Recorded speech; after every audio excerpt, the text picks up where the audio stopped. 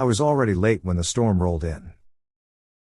Not a soft, romantic drizzle, but the kind of rain that makes the sky look offended and your phone completely useless.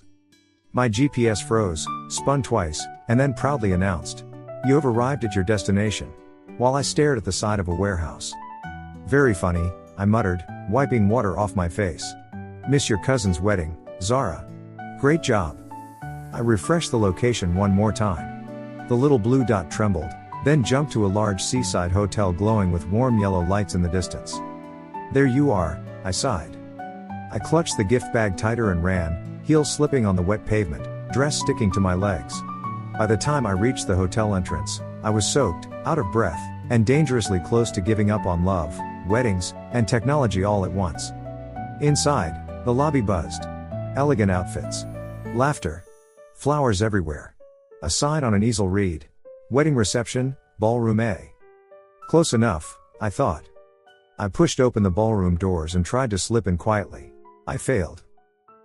Every head turned toward me. Conversation stopped mid-sentence. Forks froze halfway to mouths. I stood in the doorway, dripping water onto the polished floor, clutching my pastel gift bag like a shield. A woman near the front tilted her head. A kid stared openly. An older man blinked slowly, clearly trying to remember who on earth I was. "Hi," I croaked, my voice thin. "Sorry. I'm late." The bride turned toward me. She was stunning in lace, dark hair swept back, bouquet of white roses in her hands. I had never seen her before in my life. My stomach dropped. Her eyes moved from my face to the place cards on the tables, confusion soft but clear. Wrong bride. Wrong wedding. Wrong everything. "Zara?" A voice murmured from my right. I turned to see a man in a dark suit near the aisle, holding a microphone. His tie was loosened, his hair slightly messy in a way that somehow still worked for him. He looked like he'd just finished giving a speech. He stared at me with a mix of horror and amusement. "I am so sorry," I whispered, feeling my face burn. "This is I'm at the wrong wedding." A ripple of laughter moved through the crowd. Not cruel, just amused. Even the bride smiled, covering her mouth with her hand. The man with the microphone walked toward me quickly. "Hey," he said under his breath, voice gentle. "You okay?" "No," I said honestly. "But thank you for asking." He straightened, turned back to the guests, and lifted the mic. "False alarm," he announced, grinning. "Just a special cameo from a parallel universe. Please continue enjoying your evening. Real programming will resume shortly." Laughter rolled through the room. The band picked up again. People turned back to their tables. He switched off the mic and looked at me. "Come on," he said softly. "Before you become the main plot twist in their wedding album." I followed him out of the ballroom, shoes squeaking on the floor, cheeks burning. When the doors closed behind us, the music turned into a muffled hum. The hallway felt strangely quiet. "I have officially ruined someone's wedding," I groaned, covering my face with my hands. He shook his head. "Trust me, you didn't. Priya and Karen will love it. They finally have a story better than remember when the cake almost fell." "Priya and Karen," I repeated. "I don't even know them." "That's kind of the issue," he said, smiling. "I'm Adam, by the way. Best man. Emergency escort for lost guests." "Zara," I replied. "Professional disaster." His eyes crinkled at the corners when he smiled. It made him look tired and kind at the same time. "So," he leaned against the wall, "if you're not here for Priya and Karen, whose wedding are you late for?" "My cousin Hannah," I sighed. "Little beach ceremony. Intimate. Emotional. All the words my mom kept using when she reminded me not to be late." "Beach ceremony?" he repeated. "Is it at the Marina Pavilion?" I brightened. "Yes. You know it?" He winced. "Yeah," he said. "That's not this hotel." The words landed like a stone. I pulled out my phone, checked the time. The ceremony had started 15 minutes ago. My chest tightened. All I had to do was show up, I whispered. One simple thing. And I still messed it up. For a second, it wasn't just about the wedding.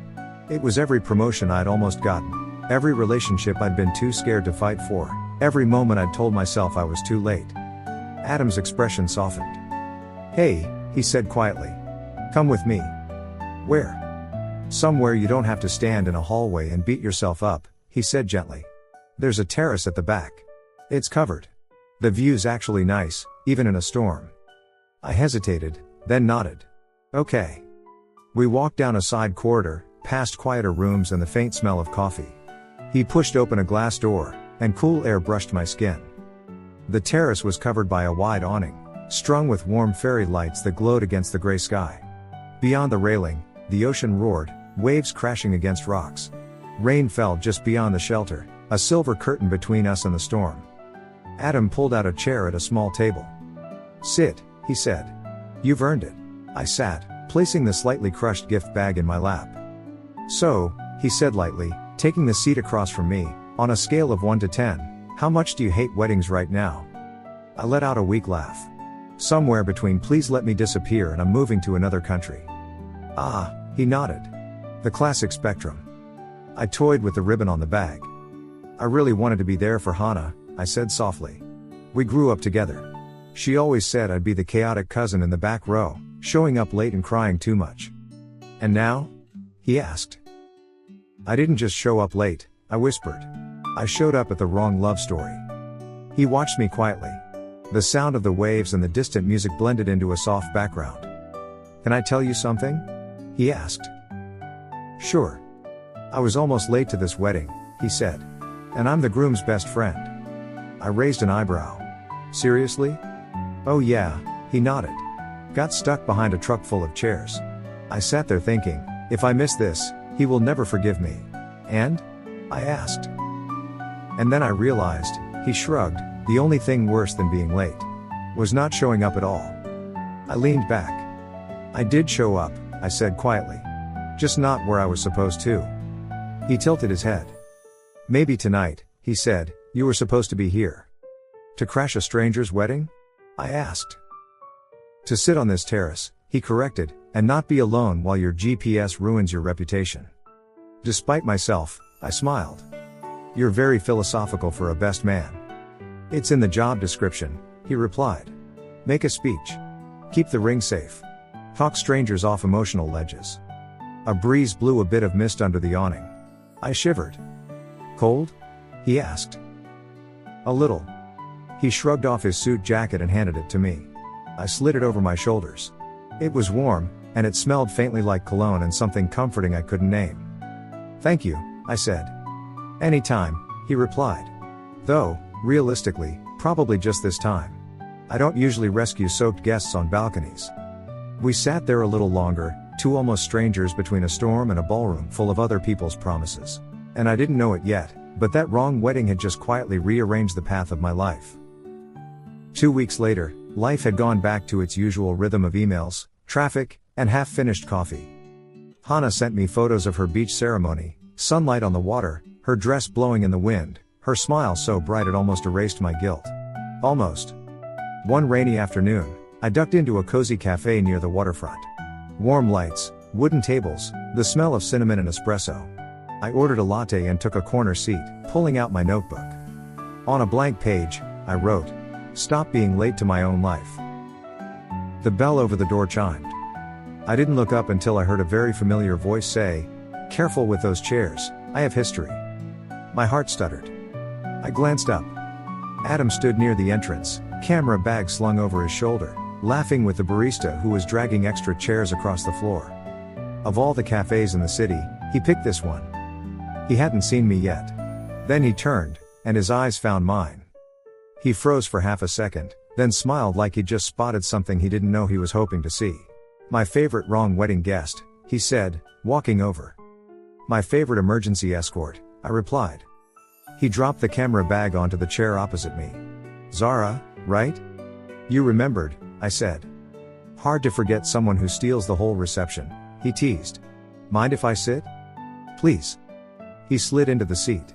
The cafe sound wrapped around us, soft music, low conversations, the hiss of milk steaming. "So," he asked, "did you ever make it to the right wedding?" "Sort of," I said. "I missed the ceremony, but I made it to the party the next day. My mom is still using it as a cautionary tale." "Every family needs one legend," he smiled. "You've done your duty." I nodded toward his camera. "Working?" "Engagement party upstairs," he said. "I'm actually early today." Personal growth. Does photographing love all the time make you more romantic or more cynical? I asked. He thought for a second. Both, he admitted. The planning and stress? That part is chaos. But the small things, those get me. Like what? I asked. Like when the bride thinks no one's watching and wipes a smudge off the groom's face, he said. Or when the groom whispers you look beautiful and you can hear his voice shake. Those moments feel real. They make the rest of it worth it.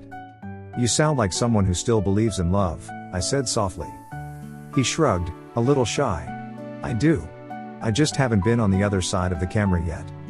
His gaze drifted to my notebook. And you? He said.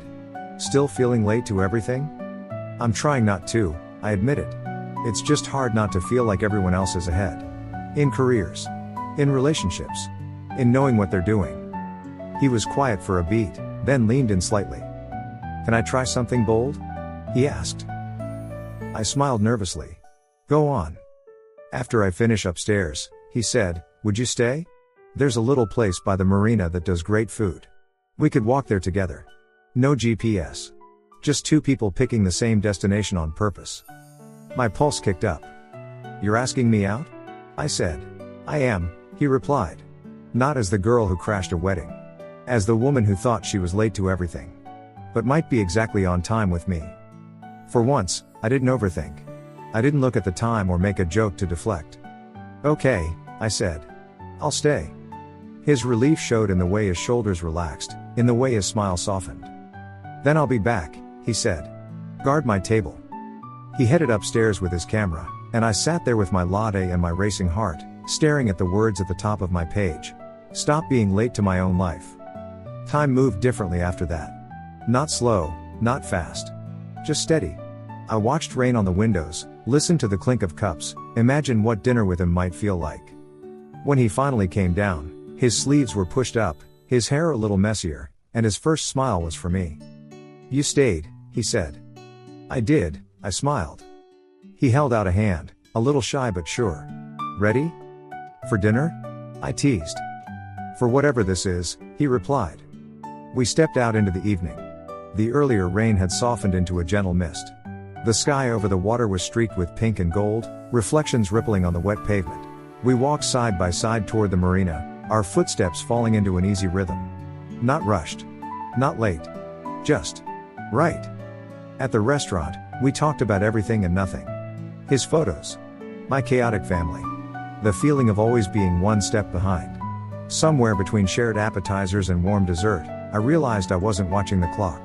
I was just there. With him.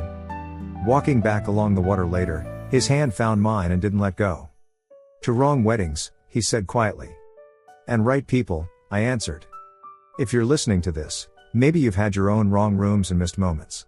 Times you thought love had already passed you by. But sometimes, the wrong wedding leads you to the right groom. This is Love in Us.